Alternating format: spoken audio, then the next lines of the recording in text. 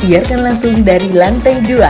Inilah Brilian Podcast KCP Pandaan spesial Hari Kartini.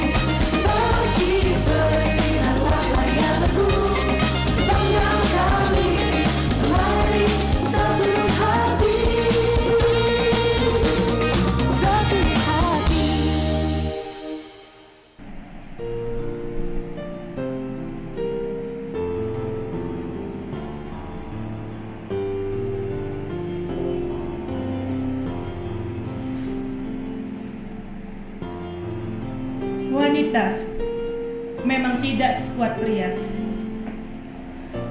tapi pria tidak akan sekuat itu tanpa ada sosok wanita di sampingnya. Wanita itu harus pintar, tidak boleh minder. Wanita sejati tidak dinilai dari profesinya, tapi bagaimana dia bisa menjadi versi terbaik dari dirinya. Ibu rumah tangga, ibu bekerja, selalu menjadi dilema seorang wanita. Pilihan yang tidak mudah, karena keduanya sama baiknya. Inilah Brilian Podcast KCP Pandaan spesial Hari Kartini, menjadi istri dan ibu yang berkualitas buat keluarga. Selamat Hari Kartini bagi istri, ibu, dan kedua anak saya ya. Kartini yang ada dalam kehidupan saya, yang mungkin nomor satu yang pasti adalah ibu saya yang telah membesarkan saya sampai dengan kurang lebih umur 27 tahun. Setelah itu saya diperbolehkan menikah dengan seorang gadis yang bernama Rina Agustini, yang alhamdulillah selama hampir 8 tahun ini menemani saya.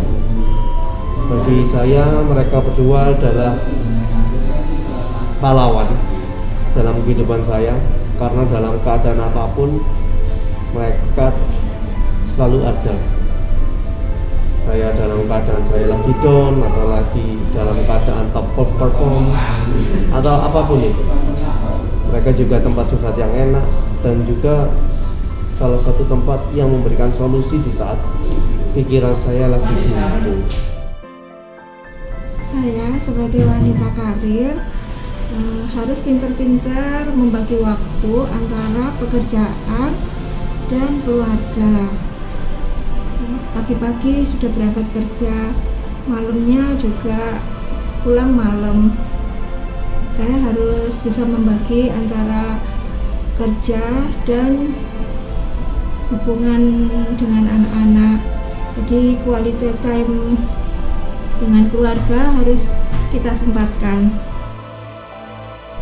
Makna seorang istri buat saya, istri itu adalah teman hidup yang paling sempurna. Dia selalu ada di waktu kita sedih, kita senang, dan kita ngapa-ngapain aja itu selalu ada. Yang kedua, saya bilang seorang istri adalah ibu negara yang sangat pintar dan sangat-sangat cerdas.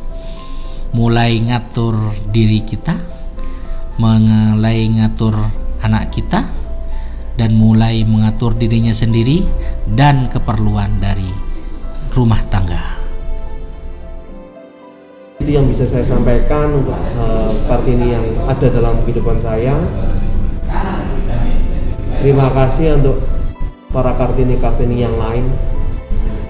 Semangat Hari Kartini. Terima kasih kepada istri saya yang telah bersabar selama ini menemani saya dan menjadi istri yang baik buat saya, dan kepada ibu-ibu dan wanita-wanita yang lain, selamat Hari Kartini. Assalamualaikum warahmatullahi wabarakatuh. Selamat sore Sobat Brilian dimanapun kalian berada. Apa kabarnya? Pasti nih kalian lagi ngabuburit kan ya. Semoga kalian semuanya yang di sana sehat-sehat selalu ya, karena di masa pandemi ini kita harus pintar-pintar jaga kesehatan, jangan sampai sakit ya. Oke. Ketemu sama saya lagi, jangan bosen-bosen ya ketemu sama saya. Udah keberapa kali nih, kayaknya kita sudah ke 1, 2, 3 kali kayaknya ya, di acara podcast KCP Pandaan season ketiga. Oke, kali ini kita akan membahas tema kita, menjadi istri dan ibu yang berkualitas buat keluarga. Sore ini kita kedatangan narasumber yang sangat istimewa dan spesial sekali nih. Saya sampai grogi ini di tengah-tengah dua wanita hebat kayaknya ya. Saya langsung nervous nih, mau tanya apa langsung bingung, ngeblank. Di kanan kiri saya ini kita sebutnya siapa aja ya. Yang pertama ada Ibu Elvita di sebelah kiri saya sebagai istri pemimpin cabang BRI Pasuruan Bapak Agus Jaya. Selamat Ibu, sore Mbak Danila. Sehat Ibu? Alhamdulillah sehat. Alhamdulillah sehat. Oke, yang kedua narasumber kita nih Ibu Astri Suhardini sebagai Sub-Branch Manager BRI KCP Bangil. Ibu, selamat sore. Selamat sore. Sehat ya Ibu ya, harus selalu sehat kan. Oke, kita langsung aja ya. Tema kita menjadi istri dan ibu yang berkualitas buat keluarga. Barusan kita ini sudah menyaksikan video ya, video yang mungkin menurut saya menggetarkan hati seorang wanita ya, kita sebagai wanita di sini. Saya mau bertanya kepada Ibu Elvita. Sebenarnya pertanyaan sama nanti ya, saya tanya satu-satu. Untuk Ibu Elvita, nih kita kan baru menyaksikan sekilas video ya. Bagaimana pendapat Ibu tentang video yang barusan tayang, Ibu? Oke, bismillahirrahmanirrahim. Masya Allah ya, saya paling senang kalau ada suami yang memuji istrinya.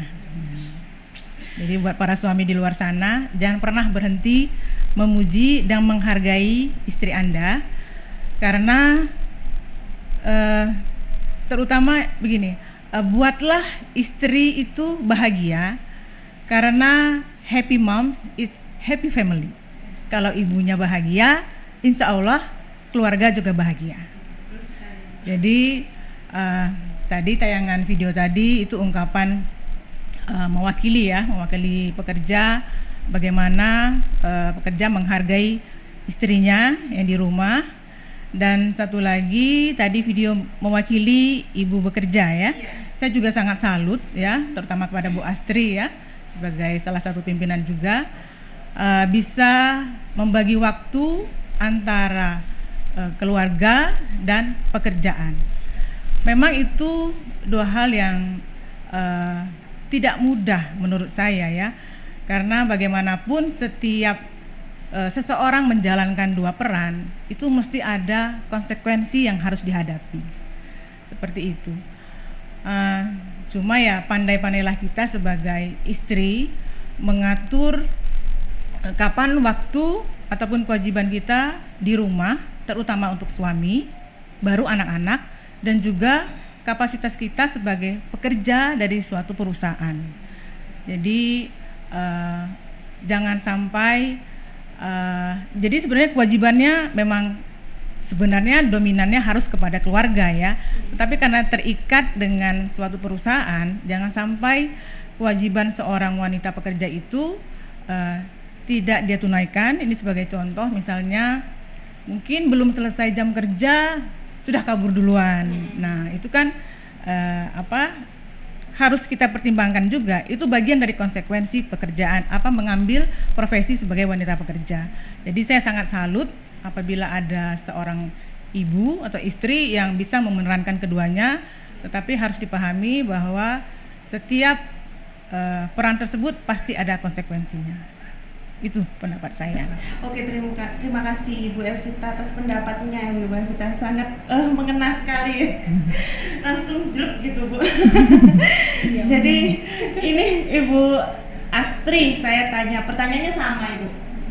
Bagaimana pendapat Ibu tentang video yang barusan tayang? Ya, jadi kalau lihat tayangan tadi, saya ya sama kayak Ibu, kita juga ya apa ya, rasanya itu nyes gitu ya, kalau tahu ternyata para suami itu menghargai, sangat menghargai. Jadi kayaknya ya memang sangat sayang sama istrinya, sayang keluarganya, dan tahu betul peran seorang istri di dalam keluarga. Terlebih lagi tadi ada tayangan yang dari pekerja wanita ya, jadi ya itu sama persis dengan yang sekarang saya rasakan gitu loh. Jadi saya memang harus punya quality time buat keluarga saya gitu. Jadi istilahnya ada yang harus saya prioritaskan, tapi juga ada yang itu nanti belakangan gitu, seperti itu. Nah, kalau saya sendiri merasakan ini memang tantangan buat wanita pekerja, itu tantangan gitu. Yang tidak bisa diganggu gugat adalah ya risiko bekerja tadi ya Bu ya. Risiko bekerja tadi ya berarti ya sesuai dengan jam kerja gitu. Jadi di situ tantangannya. Kita harus pandai-pandai mencari waktu, dan kemarin yang saya lakukan adalah menjaga komunikasi gitu. Karena sekarang kita bisa menghubungi setiap saat gitu ya. Jadi artinya kita nggak akan terputus, hubungan itu tidak akan terputus gitu. Kita bisa saling berkomunikasi walaupun kita dalam kondisi bekerja. Jadi intinya nih bagaimana cara kita untuk membagi waktu ya. Kita membagi waktu antara ibu rumah tangga sama ibu wanita karir ya, saya sebutnya. Wanita karir ya. Yang jelas kewajiban ya, jangan sampai melalaikan kewajiban, terutama buat wanita pekerja, karena jangan sampai itu tadi ya, jam kerja belum selesai jam kerja tapi mungkin sudah kabur duluan karena dengan alasan bla bla bla seperti ini ya. Mungkin ada hal yang sangat urgent bisa kita pahami ya, tapi mungkin bisa minta izin duluan atau bagaimana. Itu tadi bentuk salah satu konsekuensi dari wanita pekerja itu adalah seperti itu. Jadi harus siap-siap. Iya benar. Seperti saya nantinya. Ya, harus siap-siap. Mbak Damila harus siap-siap. Iya. Mau siap-siap ini. Karena ini Ibu Elvita sering di rumah, jadi masih banyak lah waktu buat alhamdulillah menemani Bapak ya. Terus saya mau tanya sama Ibu Astri, karena Ibu Elvita banyak waktu di rumah bersama Bapak, bagaimana nih sebagai Ibu Astri yang mungkin kesehariannya berada di kantor ya, itu bagaimana cara Ibu membagi waktu buat keluarga?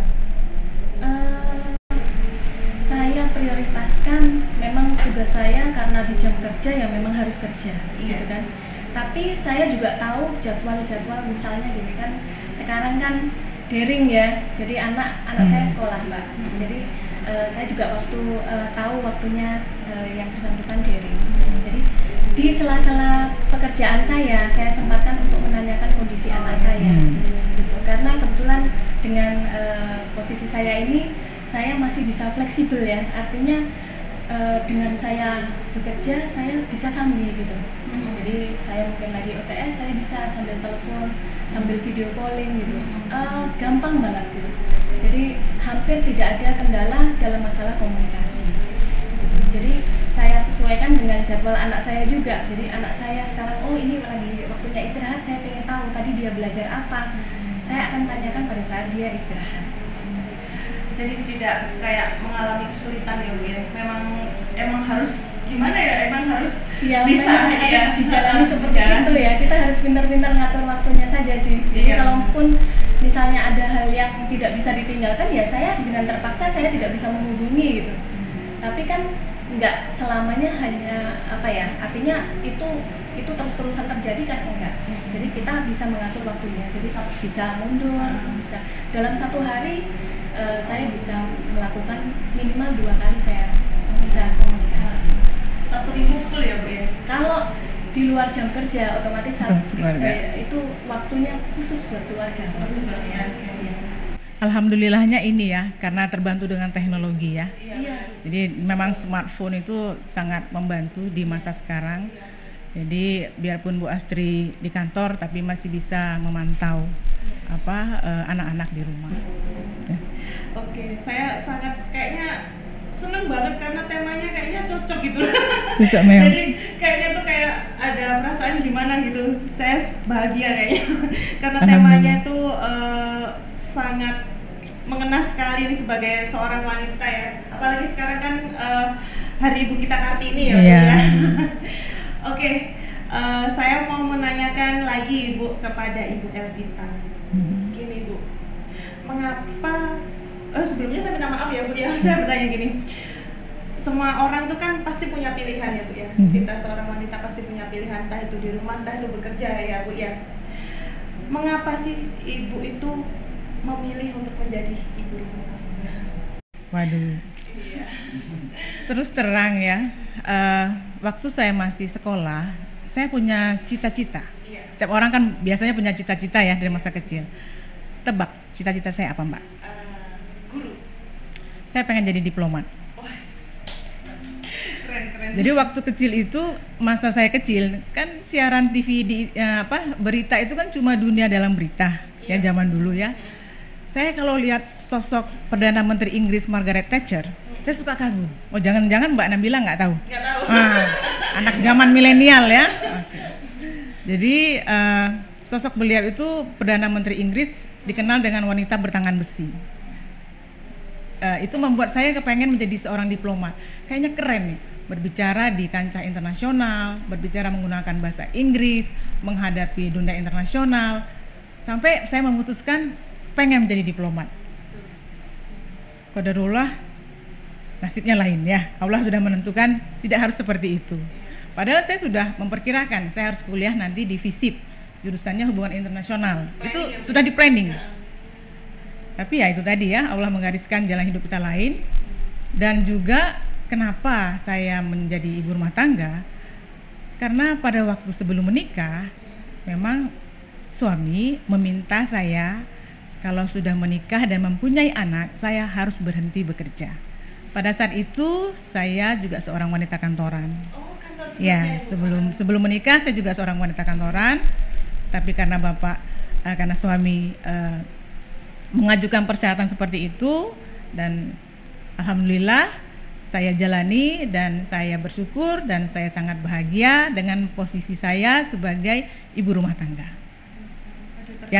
Yang nggak punya gaji tapi langsung dibayar tunai oleh Allah. Ya terharu saya Bu. Bayarannya cash langsung masuk ke rekening amal kita. Ya Allah, amin. Kalau kita ikhlas ya jalaninnya ya. Pelajaran buat Mbak Nabila. Iya, makasih Bu. Terus ini sama buat Ibu Astri, sedikit berbeda kebalikannya. Mengapa Ibu Astri itu memilih menjadi sesosok wanita karir? Ini kayaknya pertanyaannya malah sulit kalau buat saya. Gitu. Terang aja. Iya. Karena sepertinya kalau Ibu tadi kan sudah ada cita-cita. Saya sama Bu, saya juga ada cita-cita dulu. Hanya cita-cita saya tidak terkonsep saya mau jadi ya enggak seperti itu sih. Tapi saya nanti kuliah saya harus kerja. Intinya gitu. Saya harus bekerja dan saya bertemu dengan suami ini dengan kondisi saya sudah bekerja. Jadi di sini saya nggak bilang wanita karir ya, tapi wanita kantoran. Nah, alhamdulillahnya suami sangat mendukung dengan posisi saya seperti ini. Beliau sangat mendukung dan tidak pernah melarang saya untuk bekerja.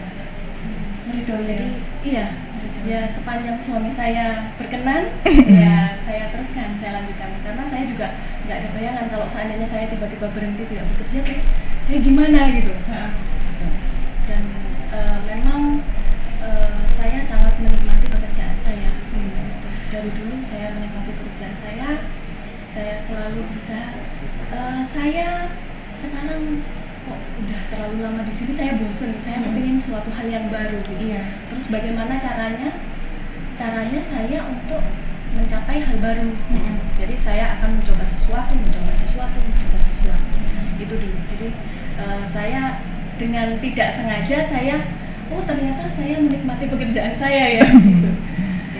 Dan alhamdulillahnya ternyata suami saya sangat mendukung gitu. Dan kita setelah menikah pun beliau tidak pernah sama sekali menyampaikan kamu ada sini kamu happy ya gitu. Nggak pernah sama sekali. Itu sudah diserahkan semuanya ke saya. Tapi tetap ya, memang kalau dasarnya kita tuh seorang ibu rumah tangga ya Bu, setinggi apapun maaf jabatan ya Bu ya, apalagi Bu Astri kan kepala ya Bu ya.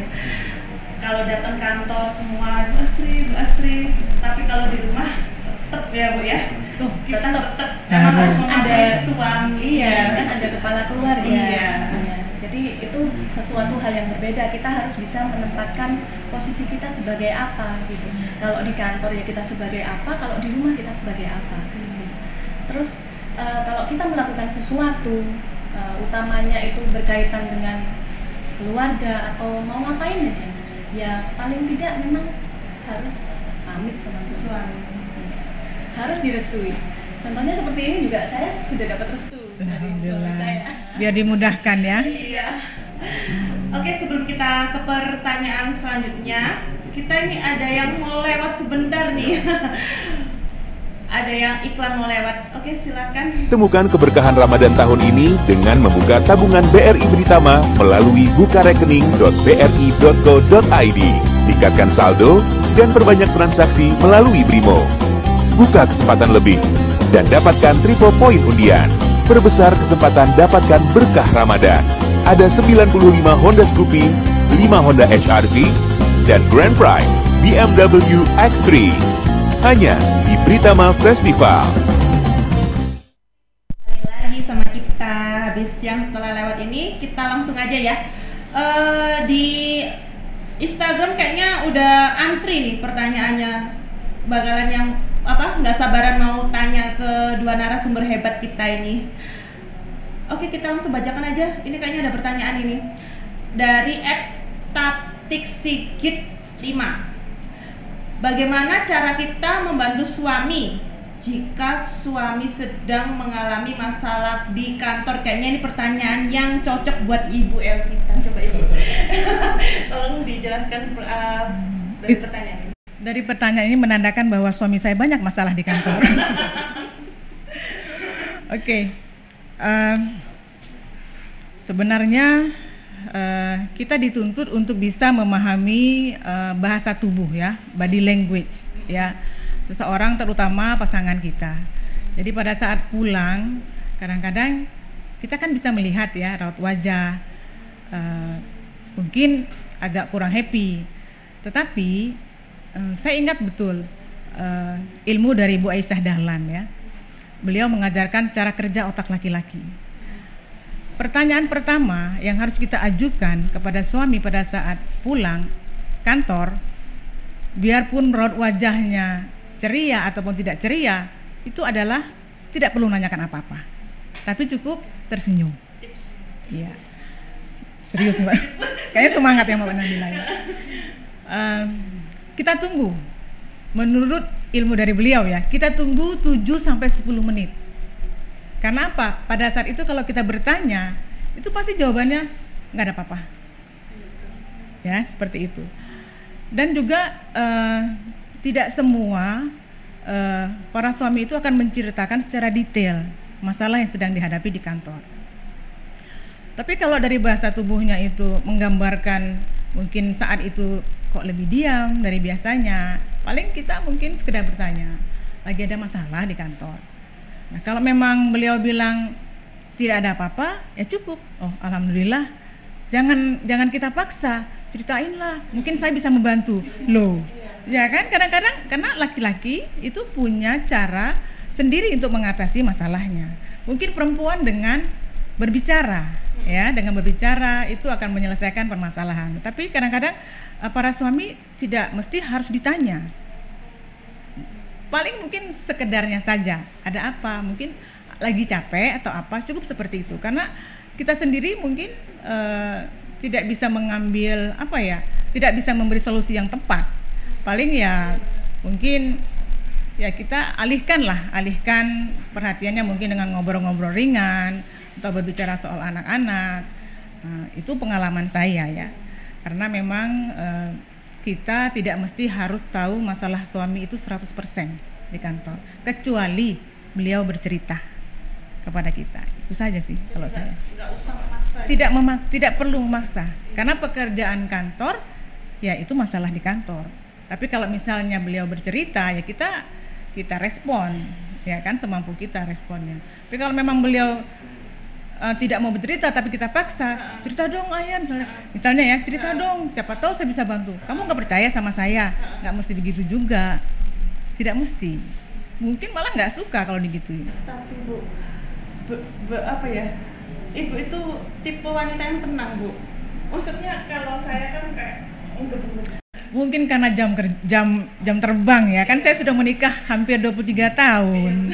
Jadi bahasa tubuh suami saya sedang senang, mungkin lagi ada problem, kita kan tahu. Karena yang tahu seseorang itu adalah pasangan hidupnya. Teman dekat seseorang itu hanyalah pasangan hidupnya. Aku kok jadi cengeng ya. Nanti belajar ya. Iya benar Bu.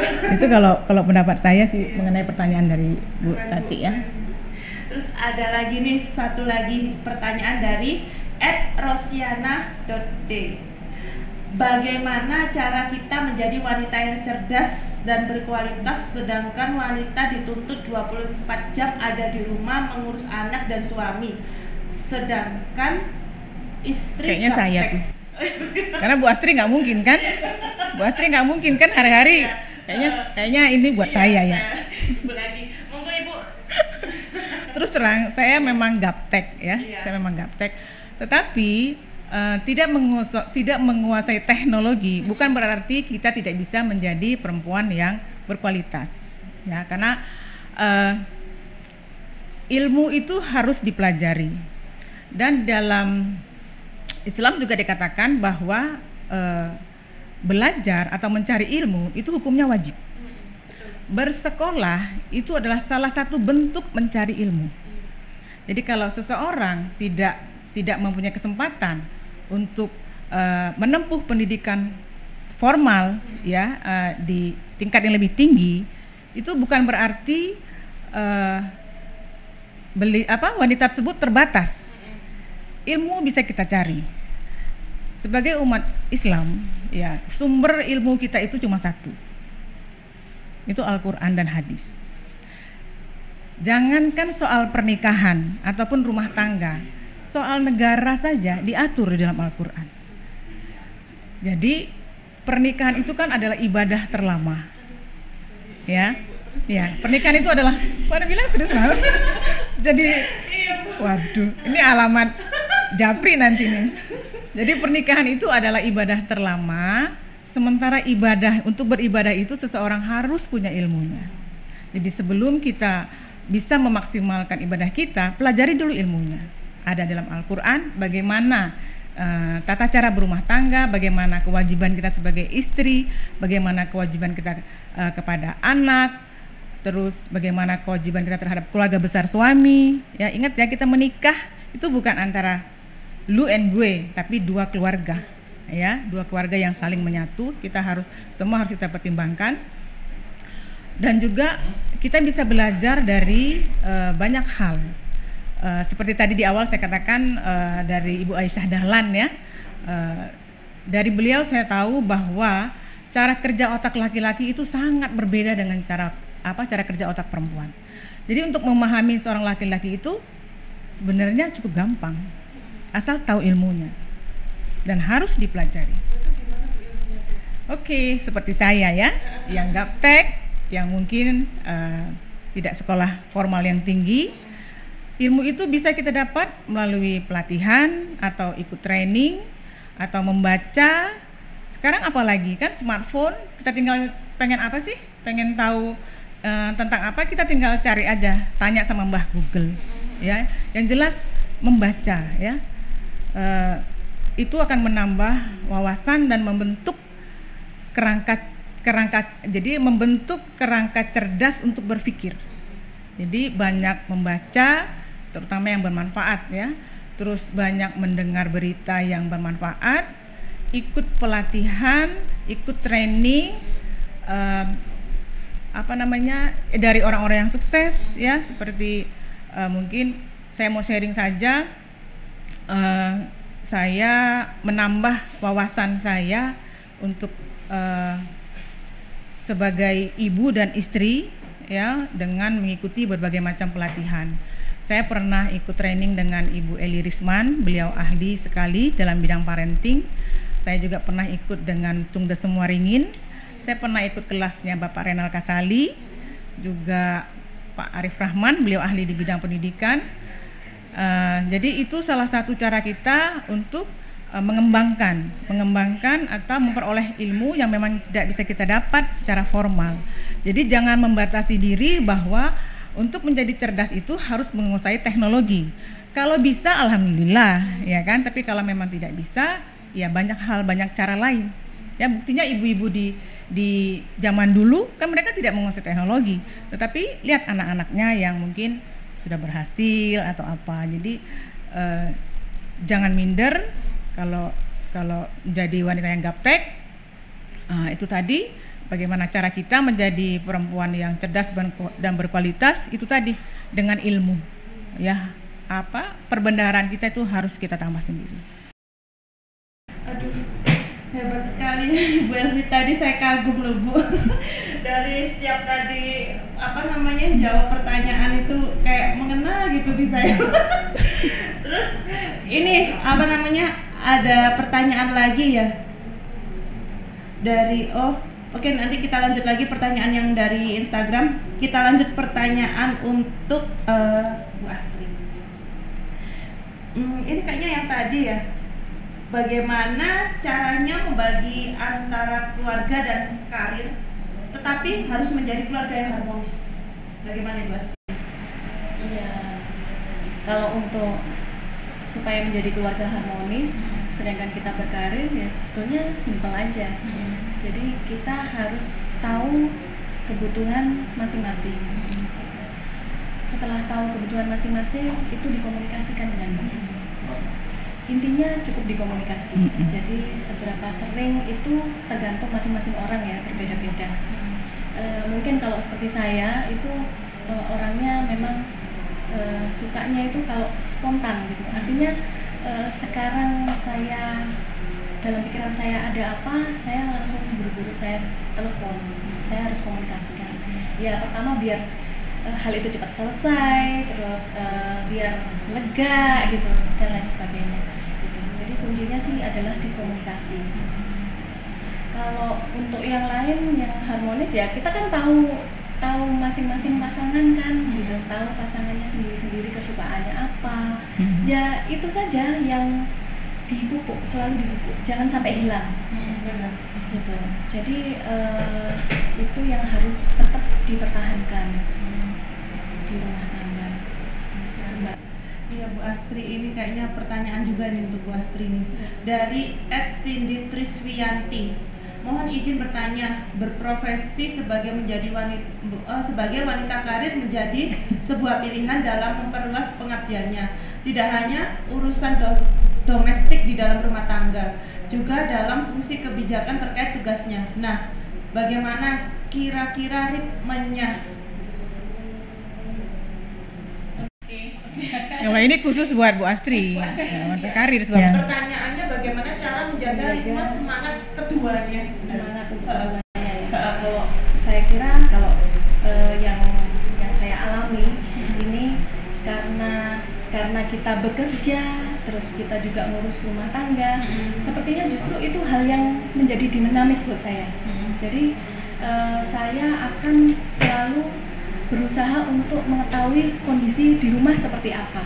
Jadi saya harus bagaimana. Terus kemudian di kantor saya harus bagaimana, apa yang harus saya kerjakan di kantor gitu. Saya rasa untuk semangat ini mungkin yang ada adalah sempat lelah gitu ya, atau jenuh ya, mungkin karena ini belum selesai, ada ini lagi, belum yang kantor gitu kan mungkin ya. Ya kita harus punya yang namanya me time. Kalau buat saya itu me time. Jadi saya harus menyempatkan diri sesuatu yang bikin saya senang itu apa. Kalau saya di kantor itu saya sediakan namanya apa ya, doodle. Jadi saya suka mewarna. Jadi saya ada doodle. Jadi kalau saya bosen, baru tahu saya ambil gitu, dari laci saya ambil, saya mewarna. Itu hanya untuk ya me time ya. Kalau sekarang kan ya mungkin kalau wanita bekerja itu selain ada hobi-hobi yang seperti itu juga mungkin nyalon ya Bu ya. Ya, biar rileks, biar rileks. Tapi sekarang kan lagi pandemi. Jadi memang ya itu berkurang. Jadi apalagi jadi mungkin yang diperkuat adalah apa, kesukaannya apa. Itu jangan sampai lupa dilakukan gitu, dan lakukanlah secara rutin supaya teman-teman ada semangat lagi. Jadi itu semacam charge buat kita gitu. Kalau saya sih terima kasih Bu Astri jawabannya bagus sekali. Terus ini langsung ke pertanyaan, sebenarnya sama Ibu, pertanyaan untuk Ibu Elvita juga. Bagaimana cara untuk terus tetap mempertahankan keharmonisan dalam keluarga?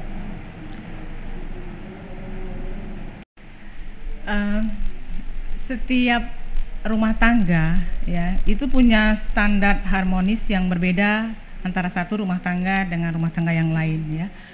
Kalau karena ini kita sharing, jadi saya sharing berdasarkan pengalaman pribadi. Seperti Bu Astri katakan tadi, quality time itu sangat penting, terutama waktu untuk suami kita. Apalagi saya ibu rumah tangga, saya ingat pesan ibu saya, setelah menikah itu nomor satu adalah suamimu. Dalam Islam juga dikatakan seperti itu. Karena saya sebagai muslim, patokan saya adalah ajaran dalam Al-Quran bahwa seorang istri itu yang harus dinomorsatukan adalah suaminya. Hadis Rasulullah juga menyatakan bahwa kalaulah boleh manusia sujud kepada manusia lain, maka akan aku perintahkan wanita untuk sujud kepada suaminya. Itu menandakan bahwa betapa sebagai seorang istri itu kita diminta untuk taat kepada suami. Ntar timbul lagi pertanyaan, kalau suaminya nggak taat, kenapa harus dipatuhi? Nah, disitulah kita diminta untuk bersabar. Karena yang tidak boleh kita patuhi perintah suami itu apabila satu yang mengandung kesyirikan, dan yang kedua itu adalah yang bermaksiat. Di luar itu kalau masih belum pas dengan hati kita, kita diminta untuk bersabar. Iya, sabar, bersabar. Bersabar menjalani sesuatu yang tidak sesuai dengan yang apa kita harapkan. Terus selain quality time tadi, di dalam quality time tadi, selain kalau Bu Astri tadi kan ada me time ya setiap perempuan pasti punya me time. Saya juga harus mengalokasikan waktu khusus untuk me time saya, ini dengan membaca buku biasanya. Terus kita juga harus paham hobi suami. Ya, jadi kita memang suami saya hobinya kan motoran, ya kan. Jadi dari dulu memang sukanya ya motoran. Waktu masih bujangan sukanya naik gunung. Setelah jadi dari tahun 2010 itu saya sudah ikut suami touring ya ke Aceh. Waktu di Aceh segala macam itu memang enjoy ya, quality time kita berdua ya seperti itu. Kalaupun sedang tidak ada anak-anak di rumah, anak-anak di rumah pun sudah tahu bahwa ayah bundanya punya jadwal untuk berpacaran. Jadi Mbak Nabila jangan salah ya, sudah menikah kita harus mengalokasikan waktu berdua dengan pasangan kita saja kalau kita sudah punya anak. Jadi ada waktu berdua saja dengan suami, ada waktu saya bersama anak-anak, ada waktu saya bersama suami dan anak-anak, ada waktu saya bersama keluarga besar, ada waktu saya yang untuk saya sendiri. Nah, itu dia. Terus selain quality time, ya pemahaman kita balik lagi ke agama ya. Pemahaman kita terhadap perintah agama ya minimal harus sama. Supaya masing-masing tahu koridor, batas-batas yang mana boleh, yang mana tidak boleh. Jadi akhirnya ya karena kita sama-sama paham, kita akhirnya bisa saling tidak ada meminimalkan konflik. Nah itu dia ya. Terus juga komunikasi ya, komunikasi itu sangat penting. Mungkin kalau kita lihat orang tua kita dulu ya, kalau punya problem biasanya suka disimpan ya. Tapi kalau saya pribadi adalah orang yang sangat terbuka. Jadi kalau ada unek-unek, usahakan misalnya ada yang nggak ada yang berkenan aja di hati kita, itu usahakan cerita, bicarakan sama suami. Jangan dipendam, karena saat kita memendam sesuatu perasaan yang tidak enak di hati, itu akan masuk setan dan mulai mengaduk-ngaduk perasaan kita sehingga menimbulkan prasangka buruk terhadap suami kita. Jadi itu tadi ya, komunikasikan. Jadi komunikasi itu bukan hanya sekedar bertanya kabar gimana hari ini, tidak seperti itu. Tapi kalau saya pribadi, kalau ada yang mengganjal saya akan bicara. Ayah, saya mau bicara. Boleh kok seperti itu. Karena dalam rumah tangga kan selalu ada riak-riak ya, dan itu kita selesaikan baik-baik supaya itu tadi meminimalkan konflik. Dan juga tadi saya sempat katakan bahwa berumah tangga itu adalah menggabungkan dua keluarga ya. Dan sebagai istri itu buat para istri ya yang di luar sana, di sini, di mana saja, itu bantu suami kita supaya berbakti kepada ibunya. Dorong suami kita untuk berbakti kepada ibunya. Karena apa? Apabila orang tuanya atau ibu mertua kita itu sangat merestui hubungan anaknya, rumah tangga anaknya, itu efeknya luar biasa. Rumah tangga adem, itu insya Allah Mbak. Tapi kalau dari awal punya masalah dengan keluarga suami, terutama dengan ibu mertua, itu berpengaruh juga ke dalam rumah tangga. Jadi itu tadi ya, balik lagi kepada ilmu, pemahaman kita terhadap ilmu tadi. Ya, terima kasih Bu Elvita jawabannya. Kayaknya saya podcast ini kayak kurang lama waktunya. Kayak ceramah ya? Suka saya tema ini. Kayaknya kurang lama. Oke, yang mau bertanya silakan di kolom komentar Instagram atau DM. Oke, kita langsung saja saksikan tayangan berikut ini. Selamat pagi, Nek. Adalah engkau perempuan. Kamu tahu kan apa yang harus kamu lakukan? Oke. Satu sosok pelipur lara. Senyummu adalah bahagiaku. Habisin makanan yang udah diambil ya. Nak, itu namanya bertanggung jawab. Kenapa, Nak? Aku gugup, Ma. Kamu pasti bisa. Semangatmu adalah semangatku. Ucapanmu adalah pekerti yang selalu abadi dalam tiap langkahku. Ma, nilai aku udah keluar. Sayang, terima kasih ya. Kamu sudah menjadi anak yang jujur dan pemberani. Kita belajar lagi? Yuk. Terima kasih untuk dukunganmu yang tiada henti. Kami hadir untuk membantumu, turut mendukung buah hatimu. Oke, kembali lagi sama kita. Kayaknya ada pertanyaan ini Bu. Dari @ayuwahidatus. Bagaimana jika orang tua menginginkan anak wanitanya untuk berkarir sedangkan suami tidak memperbolehkannya? Manakah yang harus dipilih? Pertanyaannya saya tujukan kepada Ibu Elvita. Waduh. Nanti Ibu Astri gantian. Tapi pertanyaan sama. Oh gitu. Iya. Oke. Balik lagi ya, saya semua apa yang saya sharing pada sore hari ini bukan berarti saya lebih dibandingkan yang lain, tapi berdasarkan pengalaman dan juga ilmu yang saya terima ya. Kalau seorang wanita sudah menikah, yang harus dia turuti pertama adalah suaminya, bukan orang tuanya. Tetapi kalau buat seorang laki-laki, wanita pertama dalam hidupnya adalah ibunya, bukan istrinya. Jadi ibunya nomor 1, istrinya nomor 2. Itu harus diingat. Mbak Nabila nanti harus ingat ya, bahwa posisi Mbak Nabila nanti kalau menikah adalah wanita kedua buat suaminya. Wanita pertama adalah ibunya kalau masih ada, ya. Nah, berarti alhamdulillah wanita pertama ya. Tapi punya saudara perempuan kan, suaminya, calon suaminya. Sudah, berarti sudah ini ya, udah close nih ya. Iya.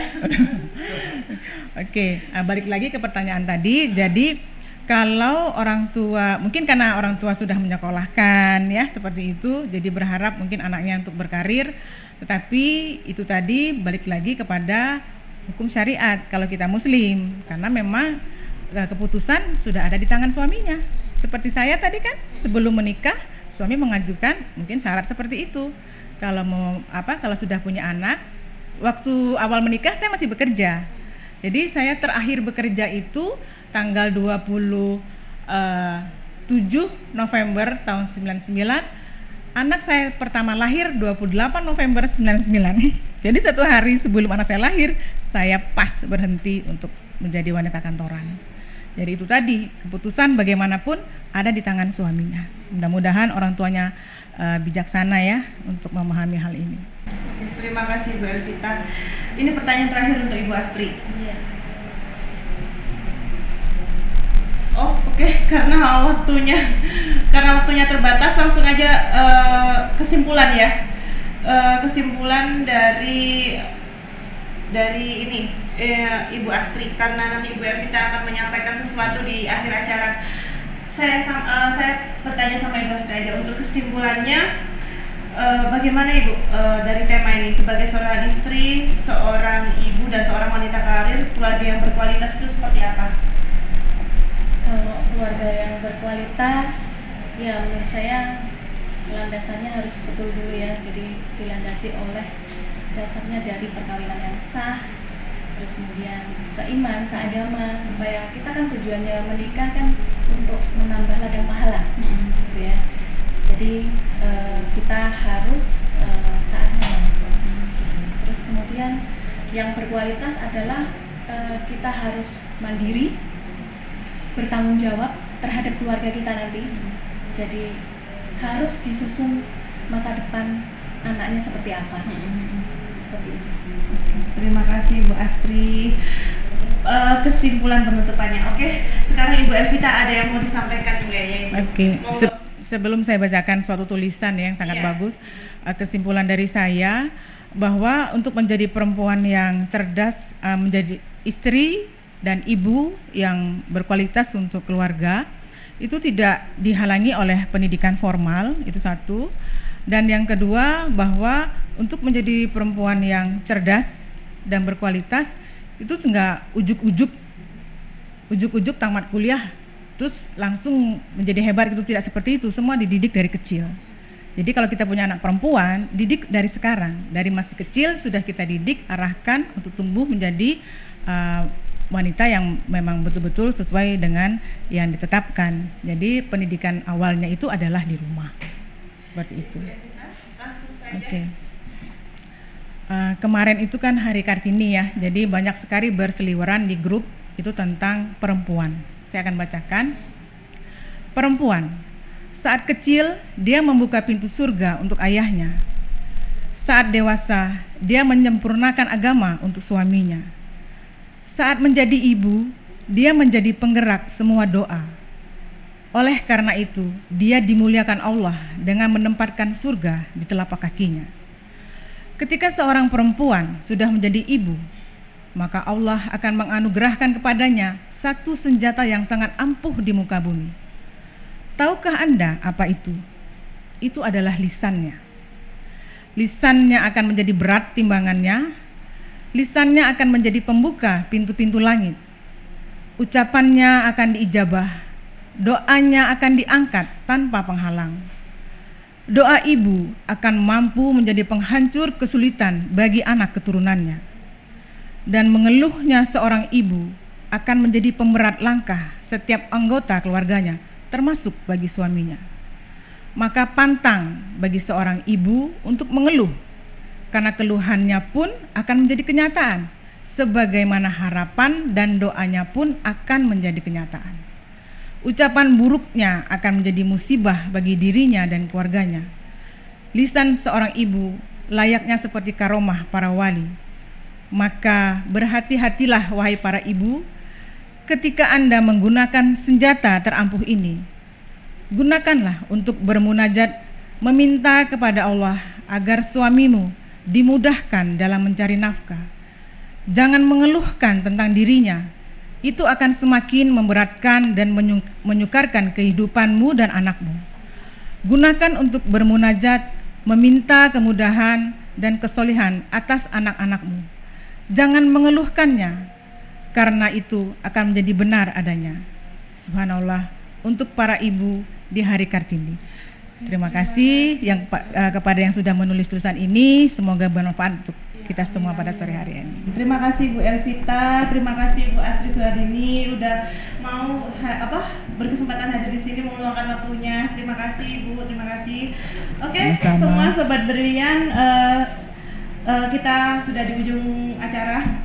Terima kasih yang sudah menyaksikan semuanya, mengajukan pertanyaannya, terima kasih. Semoga kita bisa dipertemukan di waktu selanjutnya. Oke, selamat sore semuanya. Assalamualaikum warahmatullahi wabarakatuh. Waalaikumsalam warahmatullahi wabarakatuh.